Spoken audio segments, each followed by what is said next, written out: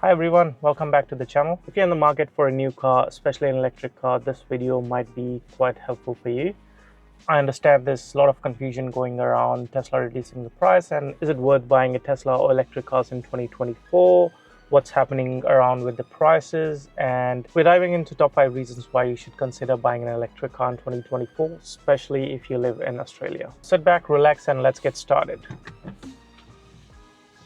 First off, if you're new to the channel, I would like to introduce myself. My name's Amit and I currently own two of the very popular EVs, which is Tesla Model 3 and BYD Atto 3. So all my opinions on this channel are my experiences around living with EVs. But saying that, this video goes way beyond these two cars and these two brands. So reason number one is helping out the environment. Now, I understand while creating batteries, the overall carbon footprint is higher than what you would get while manufacturing a regular car. But saying that, the electric cars produce zero emission from their tailpipes because they don't have one. And that's the thing, like if you're living in cities and you are contributing to pollution even 0.00001% by driving a fuel car, eventually overall it could be quite a big impact if most of the road users are driving electric or even hybrids, right? Like plug-in hybrids could be a good source of that as well. So I believe while right now buying an EV makes sense on various levels, when we bought our EV, this was definitely one of our top considerations when we bought our cars, that definitely we would be contributing towards better environment. And if you're one of those people who thinks buying electric doesn't solve the issue because the electricity that's being produced still uses coal and other means, you can always source your electricity from renewable sources. At least that's an option in Australia where you pay some premium to buy electricity from the providers, which is developed by or which is produced by renewable sources. So if you want to deep dive into actually helping the environment to the maximum capacity, that's another way you can go. Or just get solar, right? Like if you charge your car at home using just solar, you not only contribute to my point number 2, which is saving the money, but also it's good for the environment because you don't buy electricity from those non-renewable sources. So moving on to point 2, which is saving the money. Like who doesn't want to save money, right? At least I do. Buying an electric car can be quite helpful on your wallet, especially if you charge at home. Now, I know there are videos around comparing a longer run of a road trip where someone drove a fuel car or diesel car and compared it to electric car, and it turns out there's not much difference in those two cars when they've been driven for longer distances. I believe that video was around from Melbourne to Sydney and back.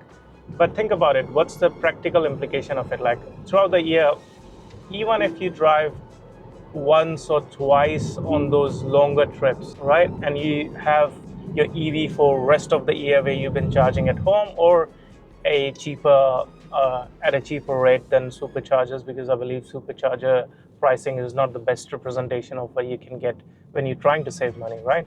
Like it's convenient to go to superchargers, but I wouldn't be doing it if I want to save money.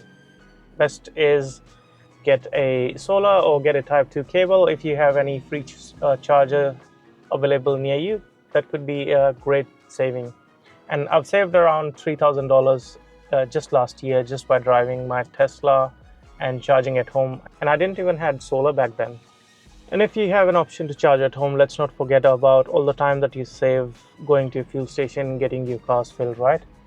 And let's not forget that electric cars doesn't have that many moving parts. This means less can go wrong and you would need fewer repairs and visits to the service station for servicing. Like for example, Tesla only requires or suggests you to get your car serviced every 2 years. So which means you would be saving not only on electricity as a means for driving the car, but also on servicing costs. Think about it. More money in your wallet means you would be able to contribute towards a vacation that you've been planning, or even buy gadgets like these cameras that I have, or just saving for something special. Well, it's a win-win. Reason number 3 is the driving experience. I believe if you haven't driven an electric car yet, you definitely in for a treat when you get in the electric car and you drive it for the first time. because electric cars doesn't have to wait for gears to click in and the engine to catch up to.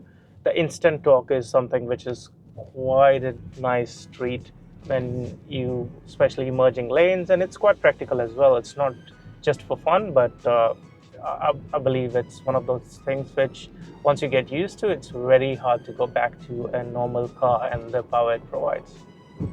Electric cars are quite smooth too. Like, it's a very peaceful and different sort of drive experience compared to a fuel car. And especially if you have a car like Tesla, the autopilot features and the advanced tech that it provides is just uncomparable to anything else out there in the market. Driving an electric car is not about just getting from one place to another. It's about the experience. It's about enjoying the ride. It's like driving the future, but just that you can do it right now. Before we discuss reason number 4, I think everyone had the same idea for the day, where there's a lot of cars that's turned out to get the car washed. I think it's perfect weather for that. I know what some of you might be thinking, like, what about charging? But that's reason number 4. Well, Australia is seeing a lot of development of electric car chargers around the country, which means more options for you to charge and ability to travel further and further. Well, there are superchargers on highways which would charge your car by the time you get your coffee. Or there's option for home chargers which will charge your car overnight, and it's like you have full tank of gas every morning. Plus, the advancement in battery technology means that it's going to be easier to charge the car, go further and further, and it's just going to get better. This means you can travel further, you don't have to take as many stops you want. So road trips in electric cars are still doable, but we can expect them to get better and better. Well, reason number 5 is quite subjective, because that's to do with incentives that we get from governments and electric car providers, along with electricity providers. Australia government is providing a lot of incentives in some states to encourage people to buy electric cars. Like the state I live in, which is Queensland, we have up to $6,000 incentive, and that's not considering the rebate that you get for registering your car as an EV. And if the electric lifestyle suits you and you don't have to travel too far too often, then it feels like getting rewarded for a smarter choice. With all these benefits and support, owning an electric car in Australia is more attractive than ever. It's not just about saving money and helping the environment, it's about embracing a smarter, cleaner future. So there you have it, top 5 reasons to buy an electric car in 2024 in Australia. From helping the environment and saving money to enjoying a fantastic driving experience, easy charging and great incentives, there's no better time to switch to electric. If you enjoyed the video, don't forget to hit the like button, subscribe to the channel. I'm almost at 500 subscribers, so thanks a lot for all the people who subscribe to me. I really appreciate you a lot, and I also appreciate a lot of comments that I've been getting on my videos and the feedback that I receive. So thanks a lot for that. And thanks a lot for watching the video until the end, and I'll see you in the next one.